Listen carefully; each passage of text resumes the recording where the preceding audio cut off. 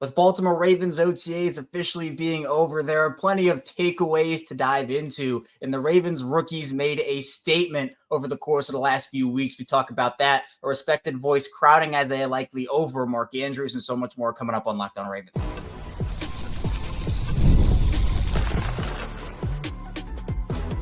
You are Locked On Ravens, your daily Baltimore Ravens podcast. Part of the Locked On Podcast Network, your team every day.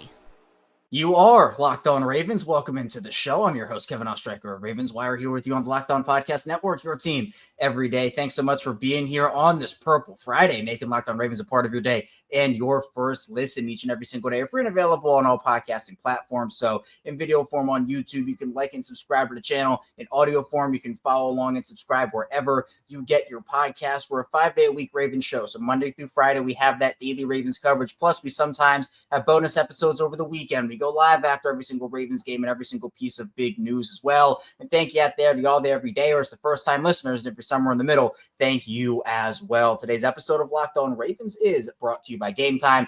Download the Gametime app, create an account, use code LOCKEDONNFL for $20 off your first purchase. Here with me today, it is former Baltimore Ravens wide receiver, Super Bowl champion Qadry Ismail. Q, OTAs are over. Last couple of weeks, a lot of guys showed up, got some good reps in. We know mandatory minicamp starts next week, and then we have that long layover before training camp begins. What would you do with that long break? You know, from minicamp to training camp, would that just be a time of rest before the season starts? Would you still be grinding the workouts? How would you go about it?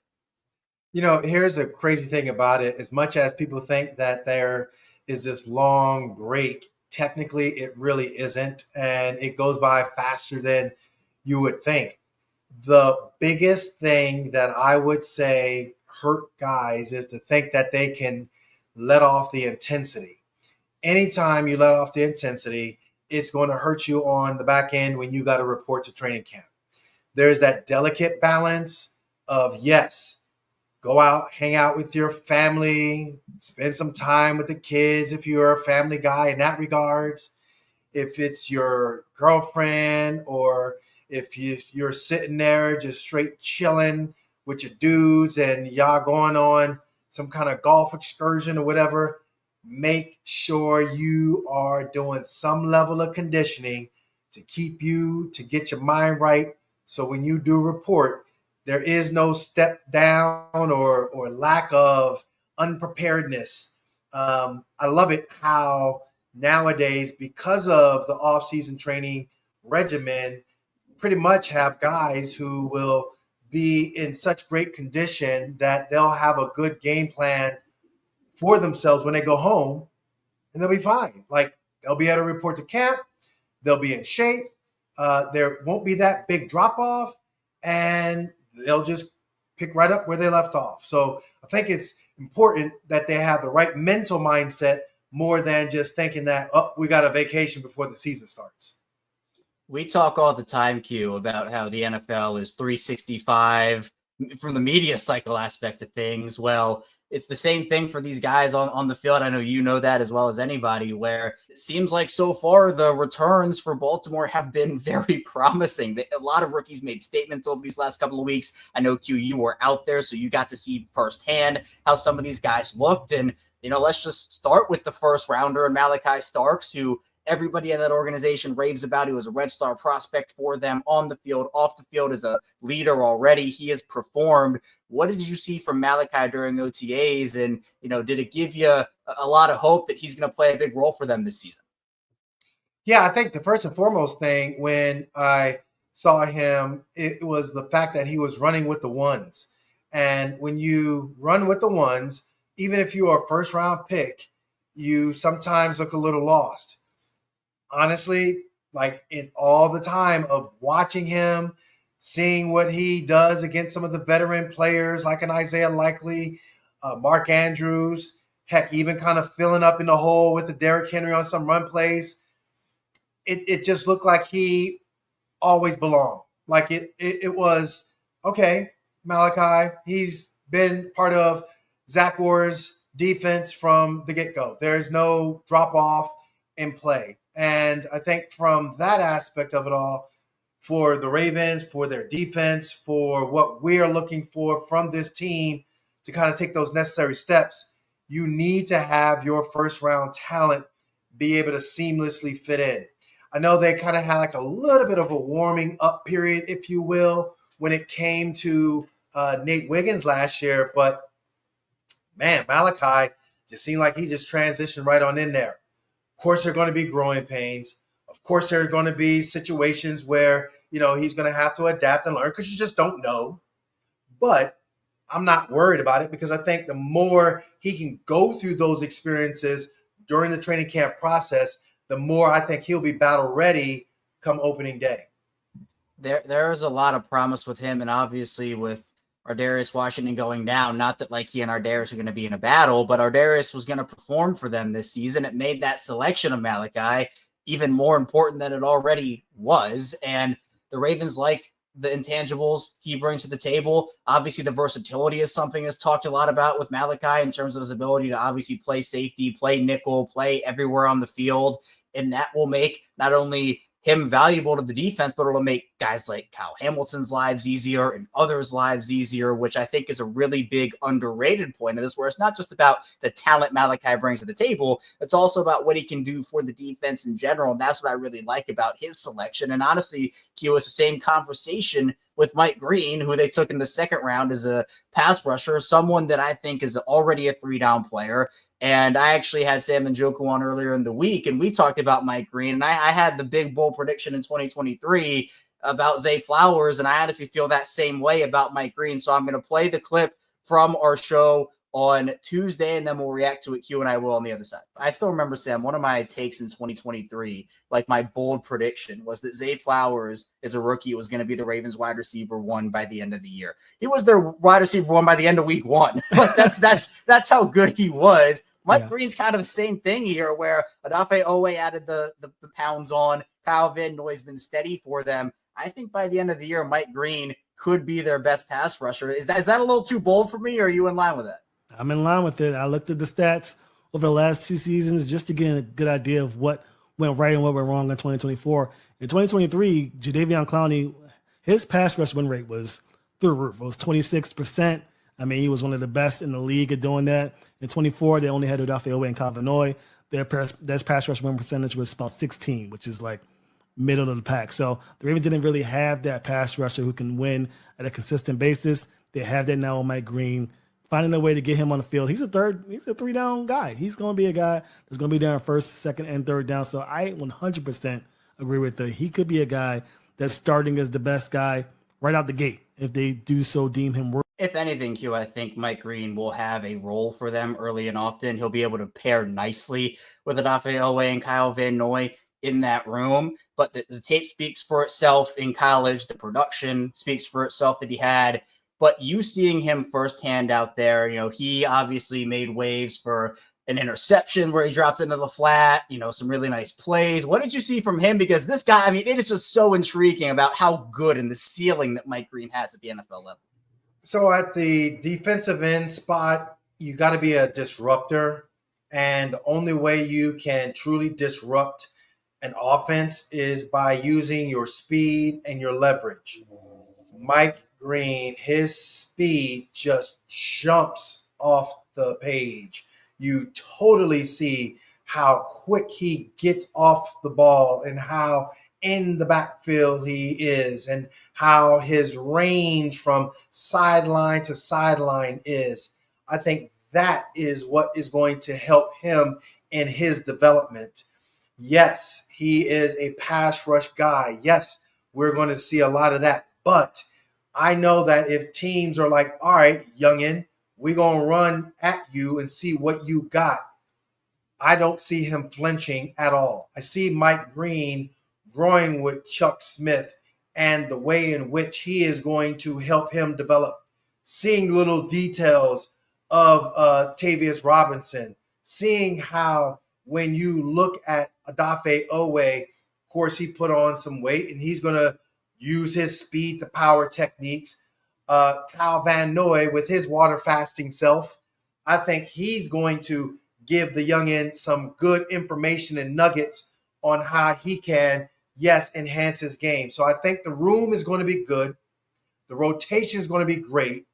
But just the snippets that I saw from Mike Green at the OTAs, speed personified, and that is going to be his strongest asset, being a disruptor, because you ain't going to be able to block him. And he has a plan, the moves, everything to be a consistent player in this league, and a very highly productive one. Something where, yes, the Ravens sack numbers and other numbers for last year speak for themselves, but some of that consistency cue from game to game was not there. I mean, an example of that is like Owe had 3 sacks against Pittsburgh, and then you don't really hear from him for about a month, and then he comes back, and then he has another good game. So there's having that consistency is a really important thing, where sack numbers, it's something. It certainly means something, but there are other nuances, and I think Mike Green can add to that for the Ravens this season, and not really just this season. I mean, beyond that as well. I think this is the potential to be, he could be the next great Ravens pass rusher. I'm going to stop you right there,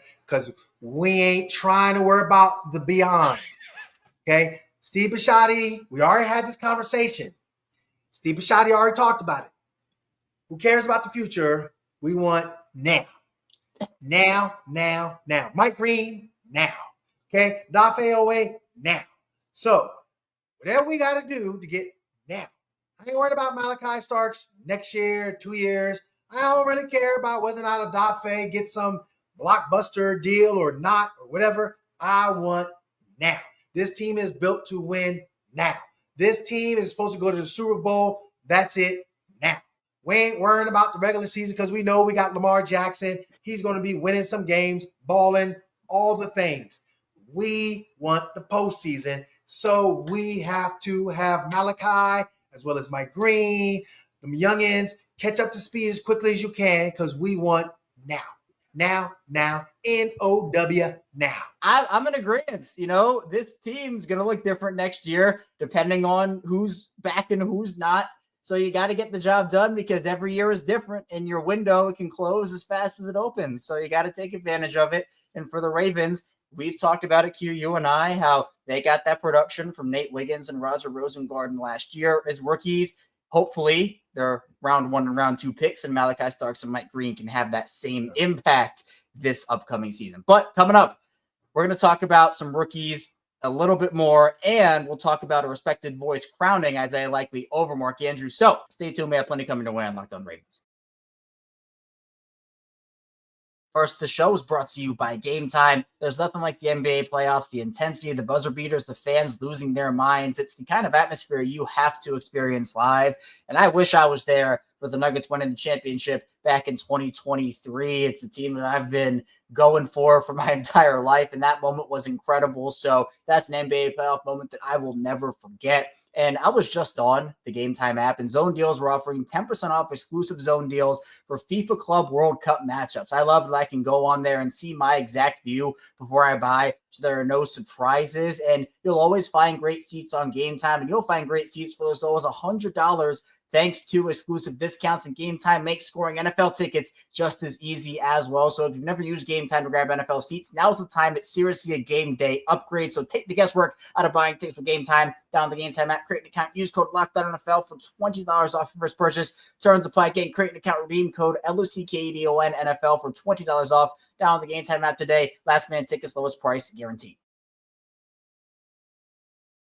Back on Locked On Ravens, Kevin Oestreicher and Qadry Ismail of MissileTraining.com, as well as he's being a former Ravens wide receiver Super Bowl champion. He knows the drill. We're talking OTAs. OTAs finished up for the Ravens on Wednesday. We're supposed to finish up yesterday, but John Harbaugh and the Ravens canceled that practice. So looking ahead to mandatory minicamp next week. But Q, we talked about Malaki Starks. We talked about Mike Green and a lot of other things pertaining to this upcoming season. Not next year, this year, now.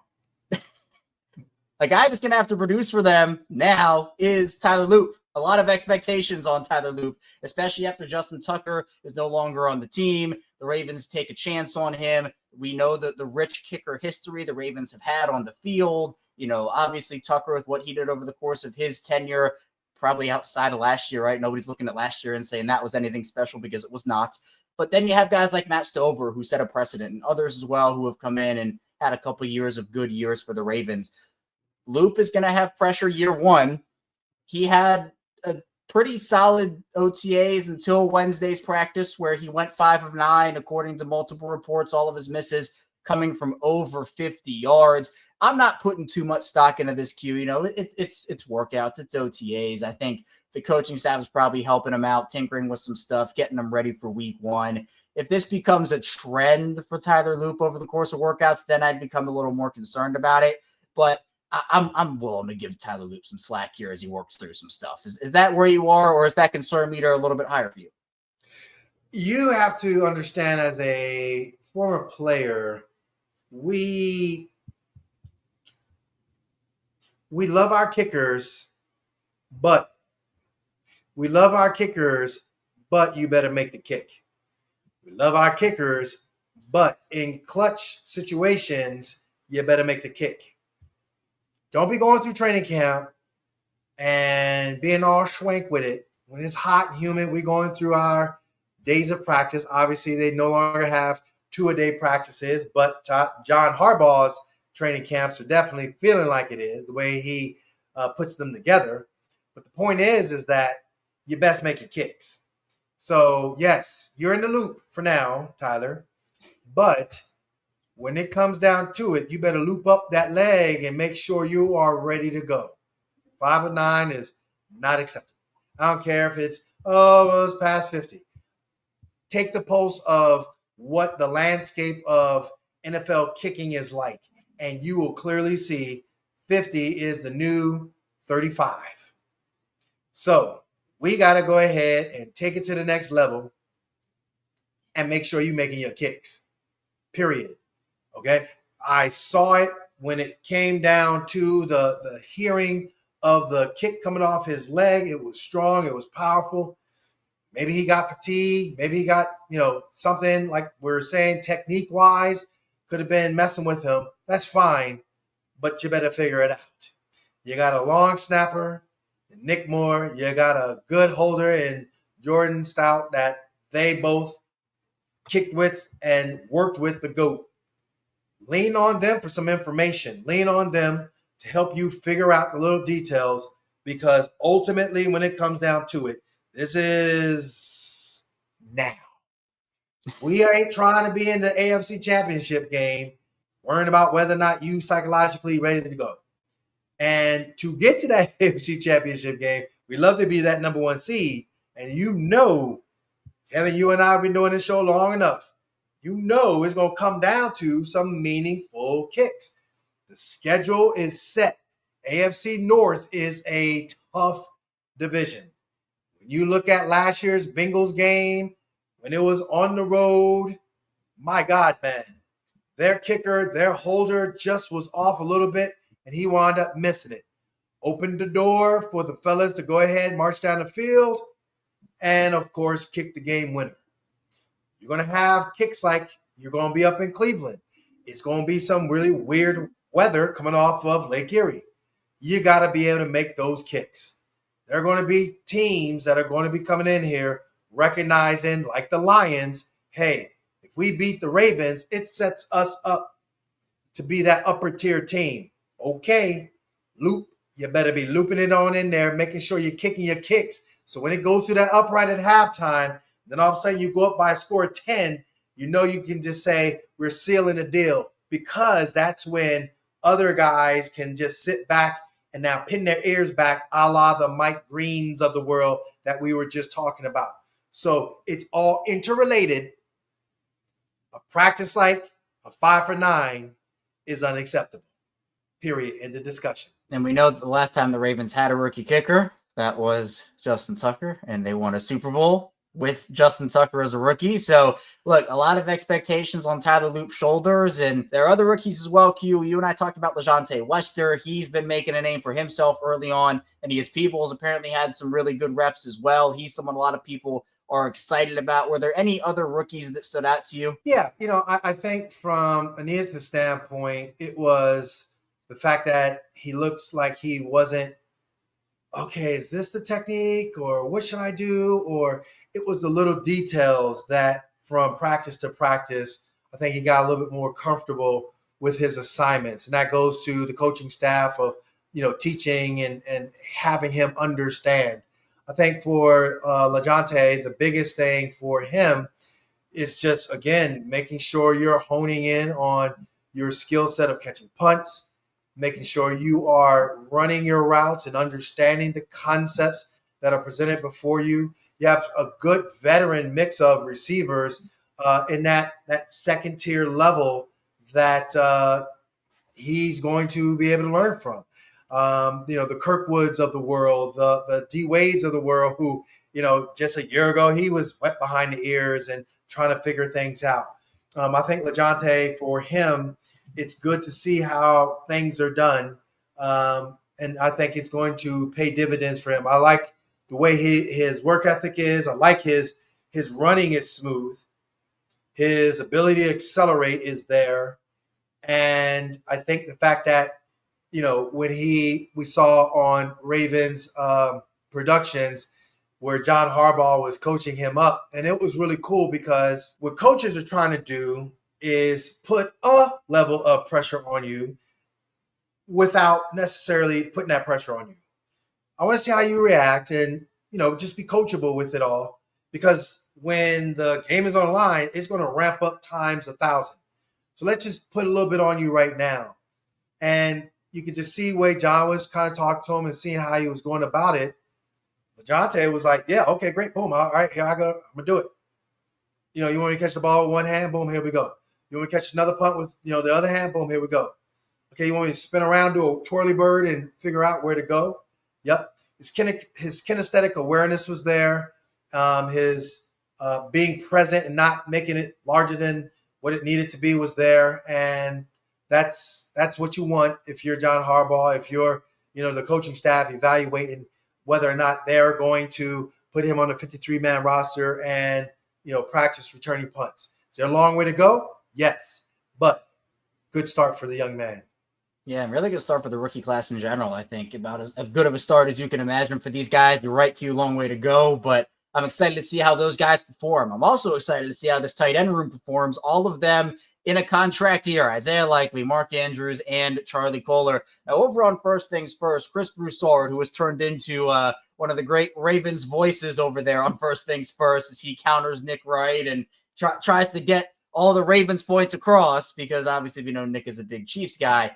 They were having a conversation because they had a segment about a couple of different potential trades across the league that could happen. And of course, Mark Andrews' name was naturally thrown into this. And there was an article that said, or there was just an opinion of someone where apparently they said, hey, maybe Mark Andrews could get traded to the Jets. And Chris Broussard was talking about how he thinks that it would be good for both teams. And he said, quote, Isaiah Likely is clearly ready to assume the role of the top tight end of this team. He's probably better than Andrews at this point. Andrews would be a great security blanket for Justin Fields. And Nick Wright ended up actually talking about how Andrews is a bigger name than a player at this point, but he questioned if having a future fifth rounder would be worth it.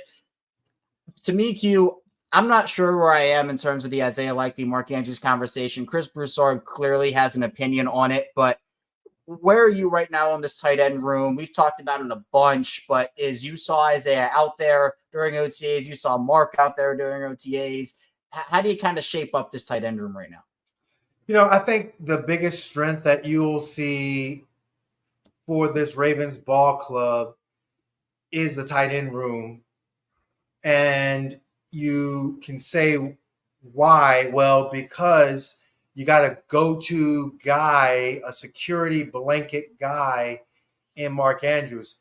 But you also have another security blanket guy in Isaiah Likely.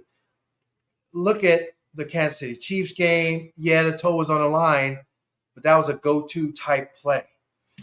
Look at in the, I think, highlight of the year, add to the Lamar Jackson resume type touchdown pass was to Isaiah Likely against the Cincinnati Bengals. That was like spectacular. But again, those are guys in which they show up. Mark Andrews continually showing up. Clearly he did not. And I'm not trying to, put my head in the sand and act like nothing happened. He didn't show up versus the Bills game, but his body of work shows that he is more than capable of showing up. Isaiah Likely, his body of work is showing that he is more than capable of showing up. Charlie Kolar, big time in key moments, Dallas game, Cincinnati game. There were moments where he had huge plays and took pressure off of the predictability element of the Todd Monken's offense. And so you got 3 quality guys that are ready to do what needs to be done. We saw in the Pittsburgh game, playoff game, where that divisional round, they were running the ball really effectively when they had their tight end sets in the game. And that opened up a lot of really key passing as well for Lamar Jackson. So pump the brakes, I think, in my mind, on just this flippant, we just need to get rid of Mark Andrews. The tight ends. Isaiah Likely. I'm sure Isaiah Likely wants to get more love, be more considered tight end 1. I get all that. More power to you if you can be all that. But I think the fact that you have all 3 of them in the room, man, Todd Monken and Lamar Jackson, they're drooling, saying it doesn't really matter for us. Whatever the motivation is for y'all, keep y'all motivation. We got assets, and that's going to be a plus for us. It is an incredible luxury to have. All 3 guys are talented, and I can't believe I'm saying this, but I actually agree with Nick Wright, where it's like, I don't think it is worth it for a 5th rounder. Like, he questioned that, like, is a future pick worth not having Andrews on your roster this season?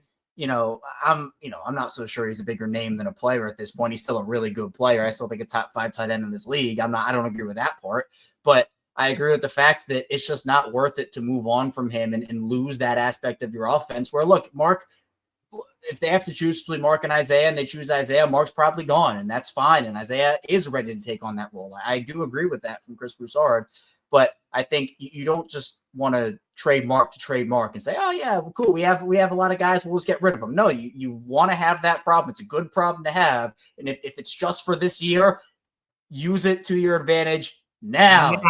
I'm getting it now, Q. I'm getting it now. So we're going to keep on trucking along here on Locked On Ravens. We're going to get back into some OTA takeaways that Q had from being there and also talk about what we're looking forward to watching at minicamp. So stay tuned. A lot coming up on the show.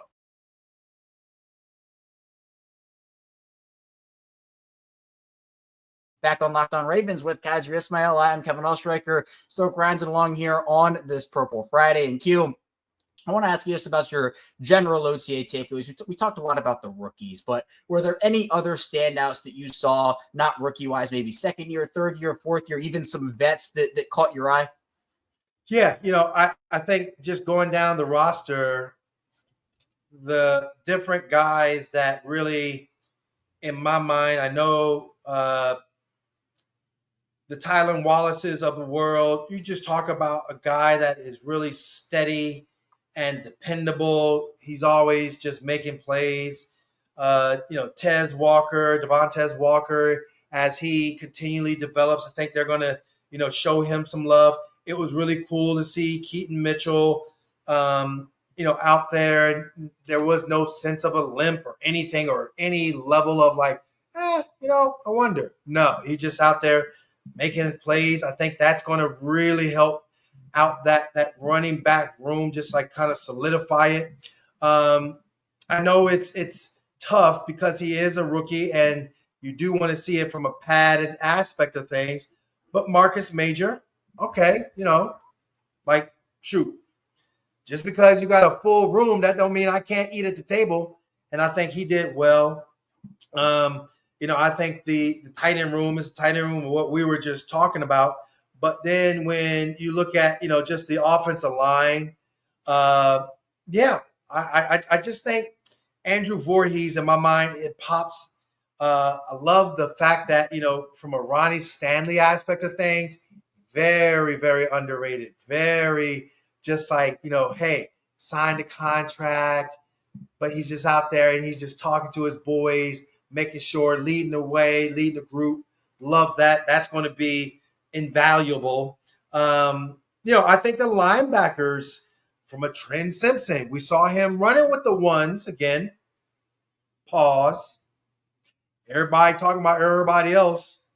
Trenton is like, yo, bro, I mean, I'm trying to do what I got to do, and that's good. I hope he does, because let me make sure I'm pronouncing it. It is Buchanan. I think, for Teddy, like, it's going to be a challenge to learn the system, but he didn't flinch. I think that's good. Going down, there are a ton of young dudes when it comes to, in my mind, the TJ Tampas of the world, where guys like him are really going to have to step up. I'm looking forward to seeing what that stepping up looks like for him. And then finally, D-line wise, so it's interesting. CJ Okoye listed at 6'6", 315. Young dude. He, through his international kind of route to the NFL, didn't really play a lot of collegiate ball, if at all, I don't think. But like massive human. And like you talk about trying to fill in that spot, like out of just curiosity, I'm curious to see what he's going to do. We already know what Travis Jones is going to do, but like you got an opportunity to kind of like, put a stamp on this thing, young man. And I mean, he's a mountain of a man. Like, wow. I put it this way: put him and Faalele next to each other and see who's the bigger guy. Like, and that's saying something, because Faalele is a mountain. Like, period. But those are my kind of general observational thoughts that when I go into the mandatory minicamp practices and watching them, shoot, I'm looking at seeing if Loop can correct the loop that he missed and get back on track. Seeing whether or not Tez Walker is going to continue. Seeing what Malaki Starks feels like when, it is going up against Lamar Jackson and the ones. And, just the bigger picture of Keaton Mitchell, whether or not he can, give off a big run. No, it's not pads, but still, let's see it. And then again, like I said, Trent Simpson, like, Trenton, are you there? You good? You like, all right, like, this is your thing, is your time to shine, like, your redemption moment. So those are the Q thoughts for minicamp as I look back on OTAs. I'm going to have one more Q question for you right here, because obviously Lamar wasn't there for the majority. He was there for some of OTAs, but are there any expectations for you for Lamar? I mean, or are you just, he showed up at OTAs, dominated, and you don't really have any expectations? He's just going to be Lamar. I mean, come on now. Like, the expectation is the expectation. The standard is the standard. So for Lamar, it's MVP, Super Bowl, believe that. Let's change it to number 1 versus number 8. That's all. Now. You know what I'm saying? You want to go down to Florida with the receivers and that window after, that period right before camp? Now. All right, bet. Let's do it. Come on. Now. The grind does not stop. We know that Lamar's working in the offseason. We know that even if he's not at the facility, he's doing his thing. And I'm really excited for minicamp to kick off next week. Q, I appreciate you. Thanks for popping on, as always. Before I let you go, tell people where they can find you and what you're working on and what you got going on over at Missile Training right now. Yeah, man, it is. It's missiletraining.com. Missiletraining.com is where you can reach out to me, and we'll have a dialogue and a conversation about your fitness needs. And if it is a sports performance and human movement need, I am your guy. I know that when it comes down to it, it is whether or not you can have a better understanding of how to move, how to be strong, and more importantly, how to be durable. Speed, overspeed training, resistance training, heavy resistance training, a lot of blood flow restriction training. We do it all at Missile Training. You come in, we'll get you right.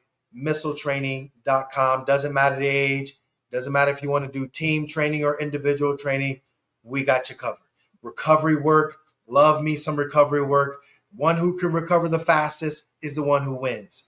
Check me out on WJZ. WJZ this year, we're going to be a little something different with our purple shows. I think you guys will love that. Check that out and really tune in for there every week, every Sunday. But every week, there is Locked On Ravens. Kevin Oestreicher, Qadry Ismail, right here. All your Raven needs, all your things, we give it to you now. Q is the man. Be sure you check him out everywhere he is. Follow along. All the links to his work will be in the description down below. Q, I appreciate you. Thank you to everybody who watched and listened today to Locked On Ravens. On the way out, hit that like and subscribe button in video form and follow along in audio form. We'll take a 2-day break here on Locked On Ravens for the weekend, unless a big headline comes about. Then, of course, we'll talk about it. But if not, I'll see you right back here on Monday. So be sure to stay tuned. I'll see you right back here soon on Locked On Ravens.